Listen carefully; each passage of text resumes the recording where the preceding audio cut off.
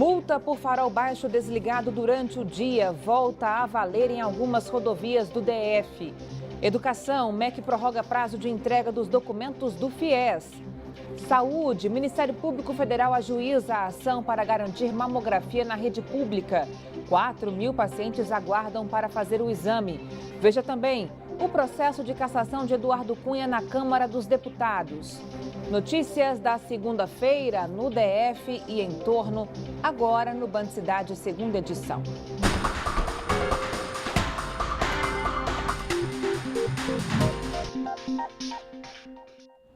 Olá, boa noite, seja muito bem-vindo. Atenção motorista, a multa por farol baixo desligado durante o dia voltou a ser cobrada em parte das rodovias do DF. Há 2 semanas, a Justiça mandou suspender a cobrança até que as estradas brasileiras estivessem devidamente sinalizadas, o que significa que os órgãos de trânsito poderiam voltar a multar à medida que as placas avisando sobre a necessidade do farol aceso fossem instaladas. O Departamento de Estradas de Rodagem já colocou 12 placas, o que significa que a lei já voltou a valer para os 12 trechos que cortam o Distrito Federal, entre eles o Eixão. Pelas ruas da cidade, a cena é comum. Acender o farol durante o dia já virou hábito. A gente quer evitar tomar multa, né? A aplicação de multas para quem deixasse de ligar o farol nas rodovias não sinalizadas foi suspensa em todo o país após uma determinação judicial. Mas aqui no DF, o Departamento de Estradas de Rodagem afirma que desde sexta-feira passada a penalidade voltou a ser cobrada, já que o órgão diz que está cumprindo as exigências da Justiça e começou a sinalizar as estradas da cidade. O Denatran repassou essa citação a todas as instituições de trânsito do Brasil e o DRDF cumpriu a obrigação legal. Mas nós, efetivamente, já iniciamos o processo de implantação da sinalização que alerta os motoristas quanto a serem DFs e a obrigatoriedade do uso dos faróis. No total, 12 placas já foram instaladas nas principais rodovias. Entre elas, uma das mais movimentadas do DF, o Eixão Norte e a Avenida das Nações. A nossa equipe iniciou o processo de confecção dessas placas para que nós não fôssemos, literalmente, no DF, atingidos diretamente por esta liminar, quanto a não haver sinalização. Motoristas devem ficar atentos. Onde já houver a placa, os órgãos de trânsito podem voltar a multar quem não cumprir a lei do farol. Mas nas ruas, muita gente diz que ainda não viu a sinalização. Desde que a lei foi criada, que a gente ainda não identificou nenhuma placa. Eu, particularmente, não identifiquei nenhuma placa ainda de identificação que tem que andar com o farol aceso. Com multa ou sem multa, quem já se acostumou prefere manter tudo às claras. Precaução, né? Não sabia que tinha voltado a multa, mas tô farol aceso. O Ministério da Educação prorrogou o prazo da entrega dos documentos para a contratação do FIES nas agências bancárias. O repórter Rodrigo Nunes tem as informações ao vivo para a gente. Rodrigo, boa noite para você. Olha, depois que acabar a greve dos bancários, o estudante vai ter mais um prazo para concluir o processo? Boa noite, Carol. Boa noite a todos que acompanham o Band Cidade. O prazo de validade expirado aí durante a paralisação e em até 10 dias após o fim da greve os prazos devem ser aceitos pelos bancos. Isso para fins de contratação e também de aditamento, que é a renovação da operação de crédito que deve ser feita aí pelo estudante de 6 em 6 meses. Os documentos podem ser entregues para as instituições em até 20 dias após o fim da paralisação. Os estudantes podem ficar despreocupados aí, pois o semestre não será prejudicado. Eles vão poder frequentar as aulas aí mesmo com essas pendências normalmente. E agora é esperar o fim dessa paralisação e ficar atento aos prazos aí para não correr o risco de perder a bolsa do FIES e cursar o ensino superior com tranquilidade. Carol. Tá bom, Rodrigo, obrigada. Ainda falando de educação, o Distrito Federal manteve o mesmo resultado de anos anteriores de qualidade no ensino, de acordo com o Índice de Desenvolvimento da Educação Básica, o IDEB. Apesar da capital não ter atingido as notas mínimas previstas, algumas escolas públicas se destacaram, como a Escola Classe 111 Sul, que subiu no ranking, investindo em um novo método de ensino. Essa é a Escola Classe 111 Sul. Olhando assim, parece apenas mais uma escola pública do DF. Mas só parece. A unidade educacional tem se esforçado para se tornar referência e já é a 4ª melhor escola do Distrito Federal, de acordo com o Índice de Desenvolvimento da Educação Básica, elaborado pelo Ministério da Educação.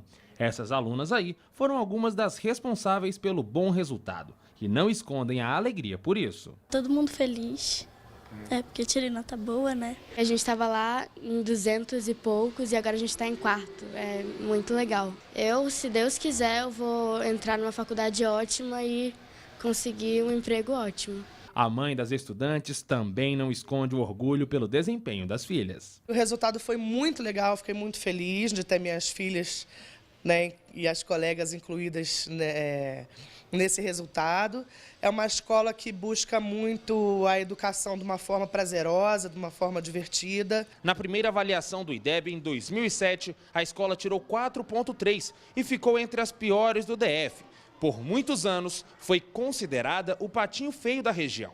Mas a instituição investiu na qualificação dos professores, infraestrutura e mudou o método de ensino. Tudo isso deu resultado.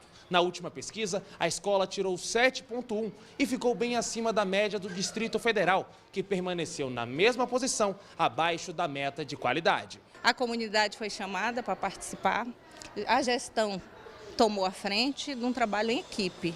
E a gente começou a trabalhar a autonomia das crianças de uma forma prazerosa, utilizando o lúdico, utilizando jogos. Depois dos esforços, o índice de reprovação da escola também reduziu de 30% para 5%. O objetivo agora é não ter mais alunos reprovados. O objetivo é zerar, porque a gente pretende fazer um acompanhamento do aluno. Então, cada aprendizado, cada conquista dele vai seguindo para o próximo ano. Os alunos mostram que vale a pena. Eles estão satisfeitos por tudo que é oferecido pela instituição. Essa escola é um bom exemplo, né? Olha, a Secretaria de Educação informou que o resultado geral do IDEB ainda é reflexo da política educacional da gestão anterior. Disse ainda que os benefícios do trabalho pedagógico desenvolvido a partir de 2015 já podem ser vistos. A Secretaria informou também que a coleta das informações foi feita no período de greve, o que pode gerar desencontro de dados. Como se não bastasse a crise na saúde pública, pacientes e funcionários do posto do Paranoá estão apavorados com a onda de assaltos. Só este ano já foram registrados 4 casos. Há 3 anos, esse é o ponto de trabalho da dona Dioclésia, na frente do Centro de Saúde 1 do Paranoá. Um local que deveria ser considerado seguro para trabalhar. Deveria. Dá muito aqui, esses privetes aí, chegar aqui, ó. A pessoa não estiver bem atenta, eles levam tudo da pessoa. A senhora se sente como? Se sente ameaçada e com medo. Nem mesmo a presença dos vigilantes tem evitado a ação dos bandidos nessa região. Só no último mês, o centro de saúde foi alvo dos bandidos por 2 vezes. No último assalto, dias antes, o gerente aqui do posto esteve com um comando da Polícia Militar, pedindo mais policiamento. Foi feito, porém o aumento mesmo assim não inibiu os bandidos de, no dia 31 de agosto, entrarem novamente aqui atrás das armas e dos vigilantes. Diante da situação, os servidores que atuam no centro se juntaram para pedir mais segurança e soluções efetivas no combate à criminalidade. A gente vai conseguindo discutir e tomar novas medidas para evitar que novos casos aconteçam. A gente agora já está conseguindo acalmar e trabalhar um pouco melhor. Com esse cenário, o local que deveria aliviar o sofrimento das pessoas tem trazido muita dor de cabeça para a população. Fica pior quando chega aqui, porque é a insegurança de medo aí dentro. A PM informou que reforçou o policiamento no Paranoá desde o início do ano. Disse ainda que o balão que fica próximo ao posto de saúde conta com uma viatura 24 horas. A corporação informou também que faz constantes operações na região.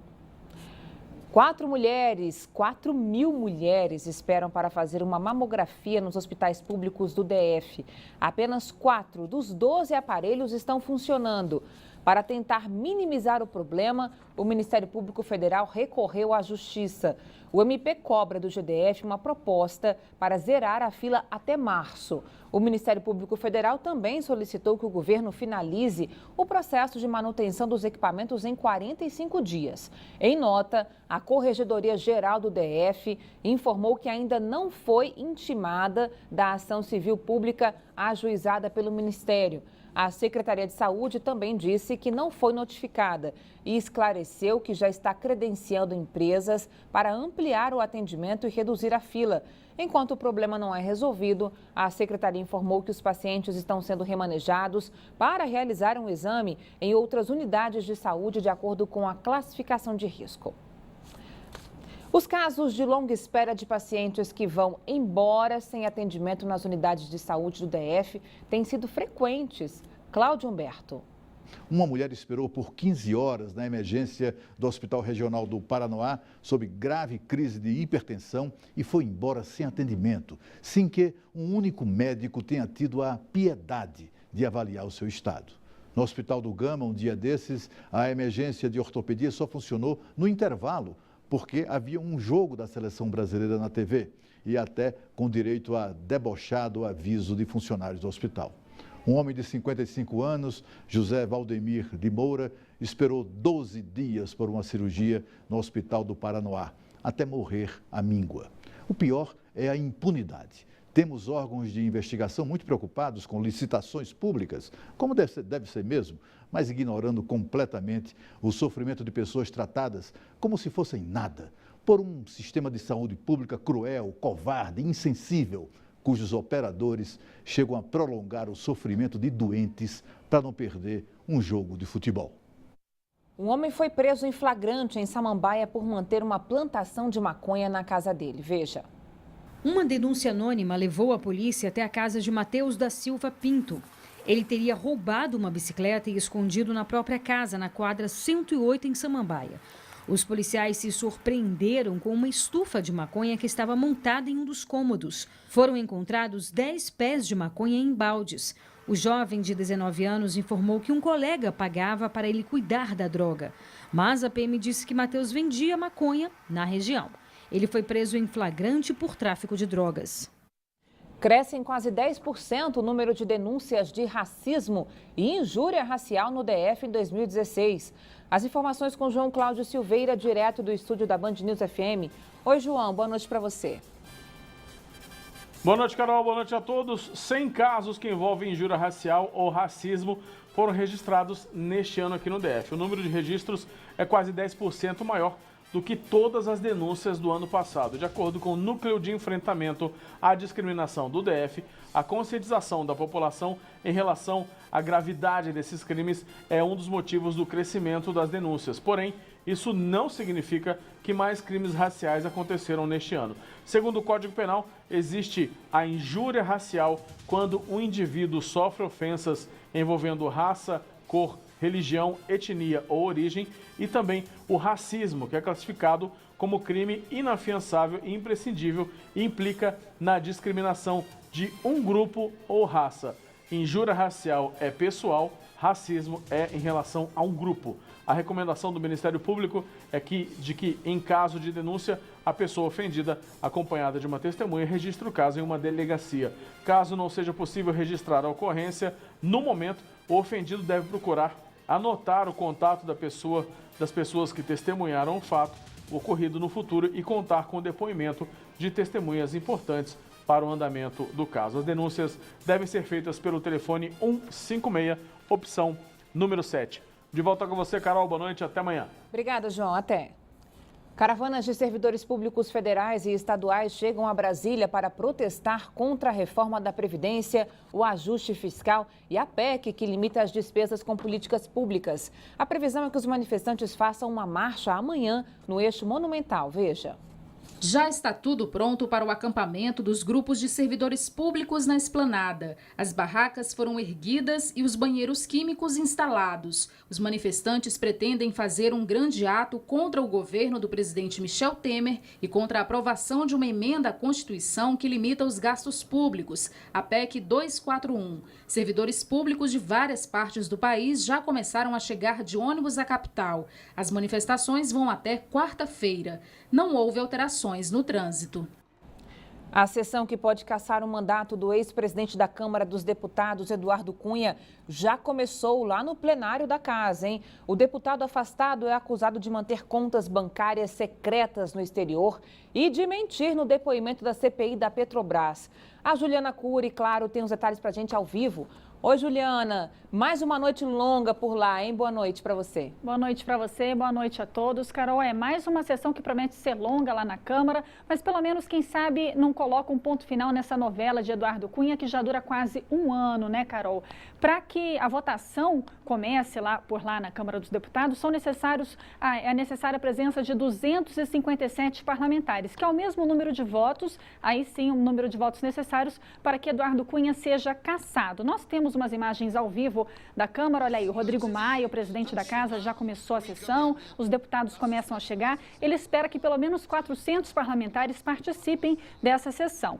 E Rodrigo Maia também deve rejeitar questões de ordem apresentadas por aliados de Cunha, para fatiar a votação e manter os direitos políticos dele, assim como aconteceu com a ex-presidente Dilma Rousseff. Qualquer deputado poderá também apresentar um recurso para suspender o processo até que a Comissão de Constituição e Justiça da Casa analise esse recurso. Mas para que isso aconteça, o recurso deve ser aprovado por 1/3 dos deputados.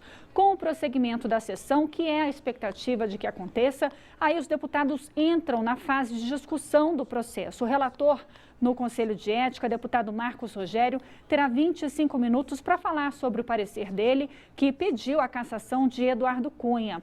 Em seguida, será a vez da defesa, Carol. O advogado de Cunha também terá 25 minutos para falar e depois o próprio Eduardo Cunha terá mais 25 minutos para se defender. Aí abre-se a discussão, cada parlamentar inscrito terá 5 minutos para falar na tribuna, mas a gente ainda não sabe quantos deputados inscritos são. A gente vai descobrir, daqui a pouco eles devem divulgar. Lembrando que Eduardo Cunha é acusado de quebra de decoro parlamentar por ter mentido em depoimento à CPI da Petrobras quando negou a existência de contas no exterior. Depois, o Ministério Público descobriu essas contas na Suíça. O cenário é meio desfavorável para ele, né, Carol? Ainda mais às vésperas das eleições municipais.